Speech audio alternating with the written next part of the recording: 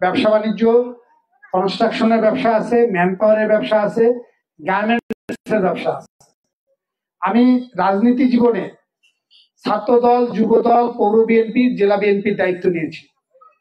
3রা November আমাকে আমাদের পার্টির অ্যাক্টিং চেয়ারম্যান দেশনায়ক তারেক রহমান নীলফামারী সদর আসনে আমাকে ধানের শীষের মনোনীত করেছে।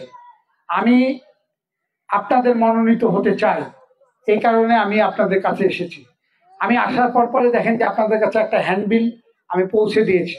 এই হ্যান্ডবিলের পিছনে 31টি দফা আছে, যে 31টি দফা দিয়ে বাংলাদেশ মানুষের ভাগ্য উন্নয়নের জন্য, বাংলাদেশকে বিনির্মাণের জন্য আমাদের আগামী প্রধানমন্ত্রী, আগামী রাষ্ট্রপ্রধান দেশনায়ক তারেক রহমান, যিনি শহীদ প্রেসিডেন্ট জিয়াউর রহমানের জ্যেষ্ঠ পুত্র, বেগম খালেদা জিয়ার জ্যেষ্ঠ পুত্র, উনি বাংলাদেশকে বিনির্মাণ করতে চান।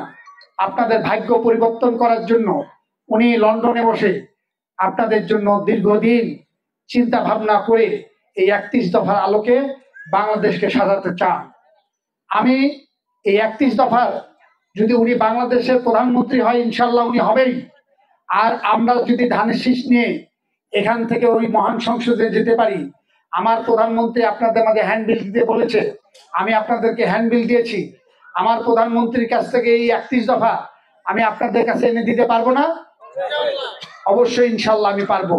কিন্তু আমাকে আপনারা যদি মনোনীত না করে, আমার মার্কাকে মনোনীত না করে, প্রধানমন্ত্রী উনি থাকবেন, আর যে কোনো ব্যক্তি গিয়ে কি তার কাছ থেকে কোনো 31 দফার কোনো দফা নিয়ে আসতে পারবে? পারবে না। আমাদের নীলফামারীর লোকজন অনেক সহজ সরল লোকজন। আমরা বিগত দিনে ভুল করেছি, আমি ভুলের ব্যাখ্যা দিতে চাই না, আমি কাজ করার অঙ্গীকার করছি।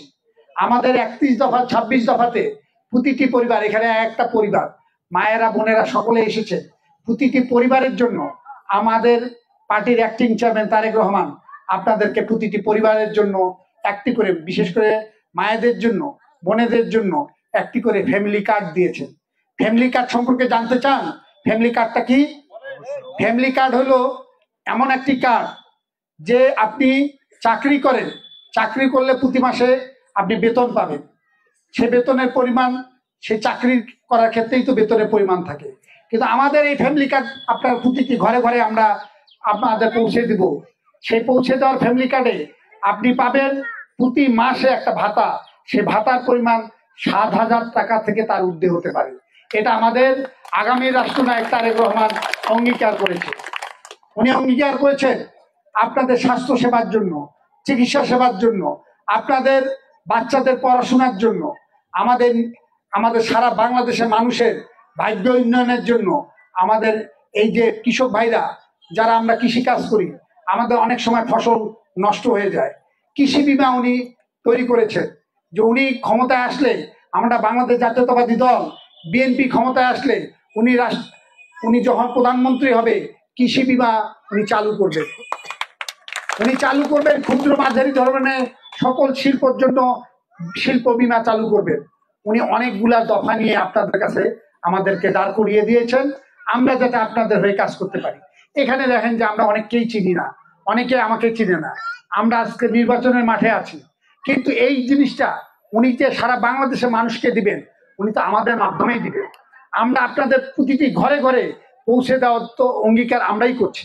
আমরা এই প্রতিটি জিনিস, প্রতিটি সেবা আপনাদের ঘরে ঘরে পৌঁছে দিতে চাই। আর আমি আপনাদের উদ্দেশ্যে বলতেছি, আমাকে যে আপনারা মনোনীত করবেন, আমাকে যে আপনারা নীলফামারী সদর আসনের জন্য কাজ করার সুযোগ করে দিবেন, আমি আপনাদের জন্য কি করব সেটা একটু শুনুন। আমি আপনাদের জন্য করতে চাই, আমাদের বাচ্চাদের জন্য করতে চাই, আমাদের আগামীর ভবিষ্যতের জন্য করতে চাই। আমি কথা দিচ্ছি, নীলফামারীতে আধুনিক শিক্ষানগরী নীলফামারী আমি তৈরি করব। আমাদের ভবিষ্যৎ তৈরির জন্য আধুনিক শিক্ষানগরী নীলফামারী তৈরি করা প্রয়োজন। এটা আমাদের বাচ্চারা নীলফামারী শিক্ষায় শিক্ষিত হয়ে সারা বাংলাদেশকে, সারা পৃথিবীতে মানুষের মাঝে যাতে আমাদের গৌরব অর্জন করতে পারে যে নীলফামারীর সন্তান আজকে সারা বিশ্বের মধ্যে মর্যাদাপূর্ণ। আমরা এটা করতে চাই। আমি আপনাদের উদ্দেশ্যে বলতে চাই, আমি কি সেবা দেব এটা আমার নিজের অর্থায়নে আমি করতে চাই। আল্লাহ আমাকে যতটুকু সামর্থ্য দিয়েছে, এই সামর্থ্য অনুযায়ী আমি আপনাদের করব। আমাদের প্রতিটি পরিবারের উদ্দেশ্যে বলছি যে আমরা যেমন 999-এ ফোন করলে আমাদের পুলিশি সেবা দেওয়ার জন্য পুলিশ চলে আসে, আসে না? 999 ফোন করলে আমি আপনাদের কথা দিচ্ছি, আমি একটা নাম্বার দিব, এই নাম্বারে ফোন করলে আপনার বাসায় এসে ডাক্তার হাজির হবে, ডাক্তার আপনাকে চিকিৎসা করবে, চিকিৎসা করার পরে দেখবে যে আপনি যদি বেশি অসুস্থ হয়ে থাকেন, আমি আপনাদের কথা দিচ্ছি অ্যাম্বুলেন্সে করে ট্রিটমেন্ট দেওয়ার দায়িত্ব আমি আপনাদের হাত থেকে নিয়ে নিলাম। আমি এসব কাজ করতে চাই। আমি নীলফামারীর সন্তান হিসেবে, নীলফামারী আমার জন্ম, আমার নীলফামারীর জন্ম, নীলফামারীকে আমি স্বপ্ন দেখি আমাদের যা বাচ্চারা, আমাদের ভাতিজারা যাতে বিপথে চলে না যায়, যাতে বেকার না থাকে।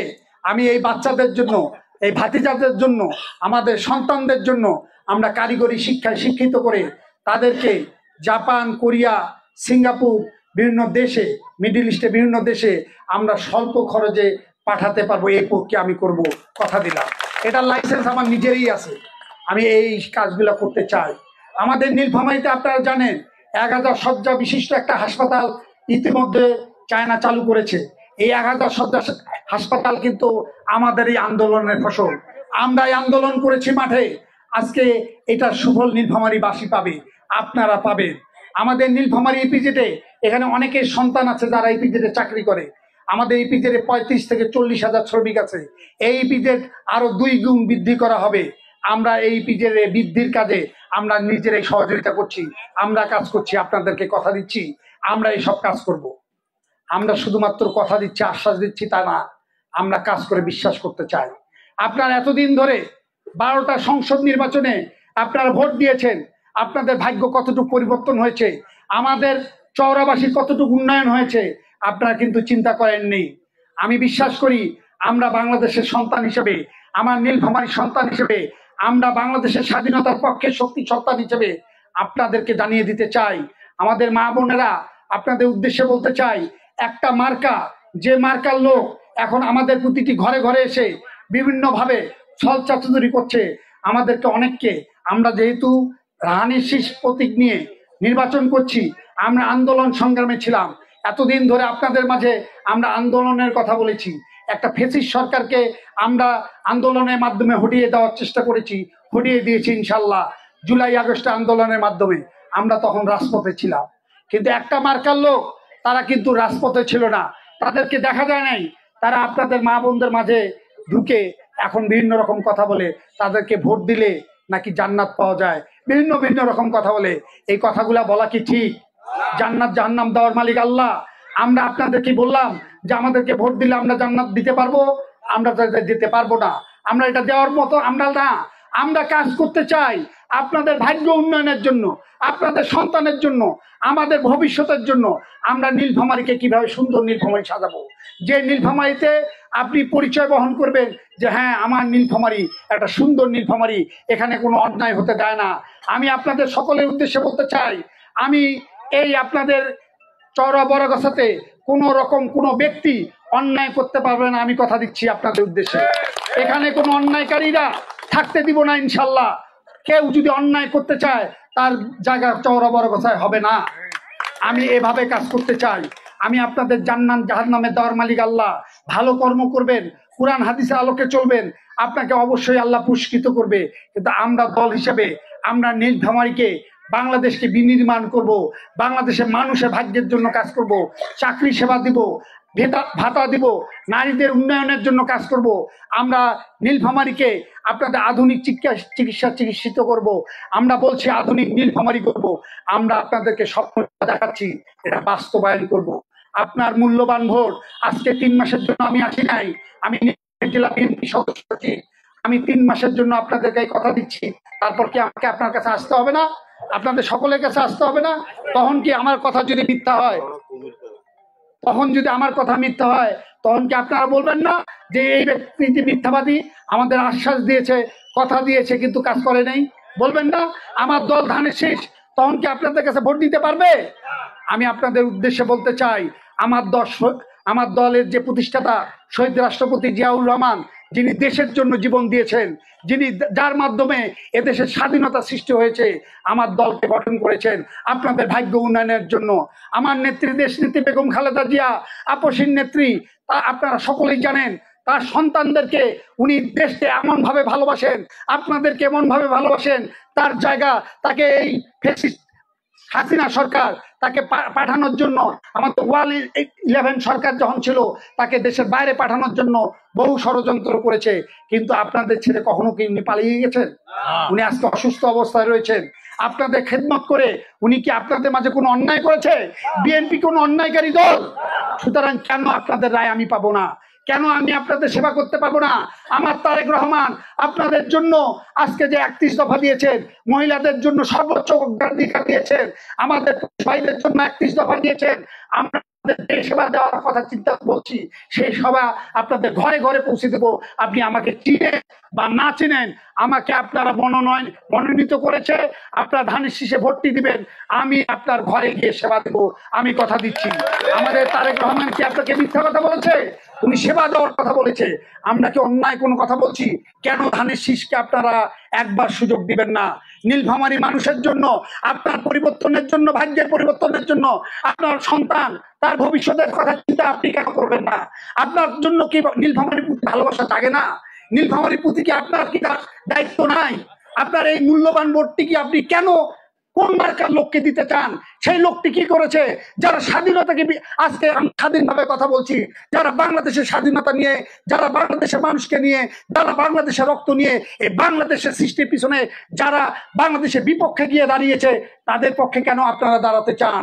আমি আপনাদের অনুরোধ করি, তাদের পক্ষে আপনারা দাঁড়াইয়েন না।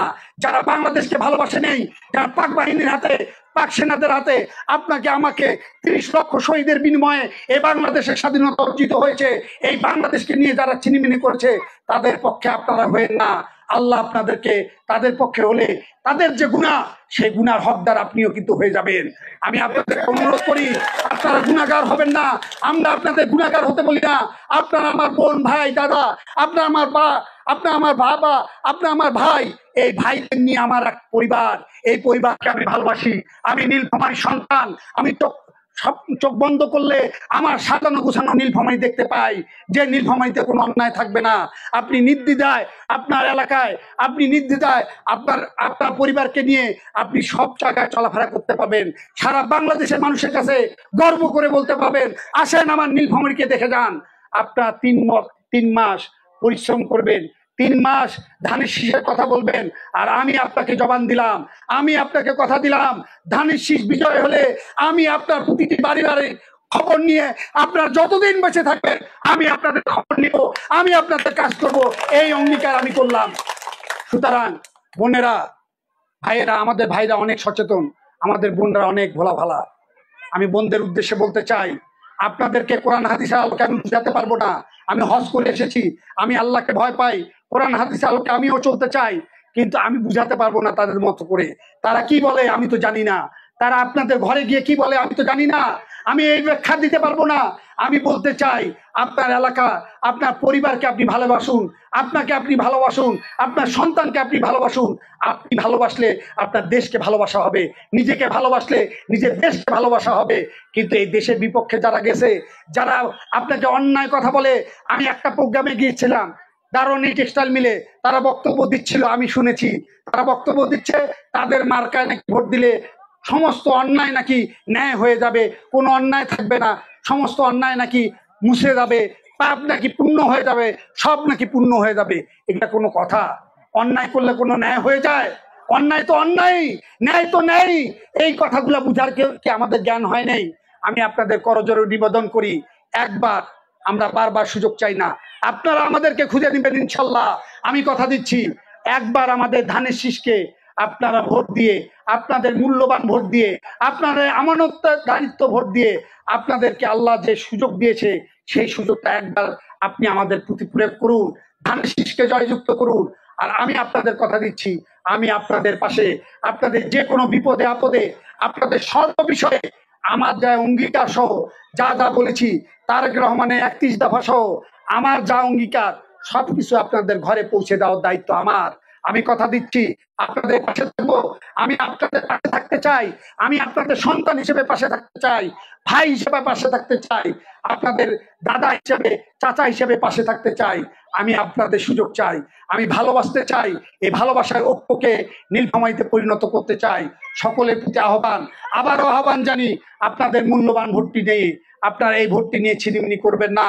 আর যাদেরকে উদ্দেশ্যে আমি কথাগুলো বলছি, তাদেরকে উদ্দেশ্যে আমি আবারও বলি, আপনারা আপনারা দূরেই থাকুন। আমাদের এই ভোলা ভালা মানুষকে আপনারা ফাঁপিয়ে ফুলিয়ে তুলেন না।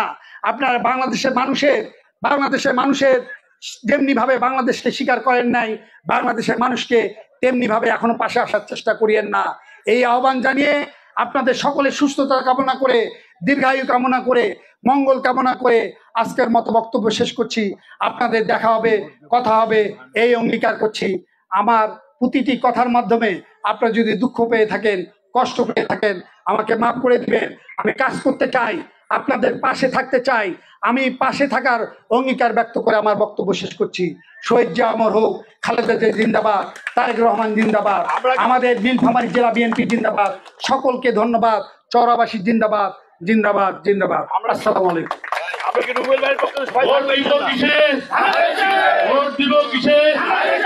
ভোট দিব কিসে?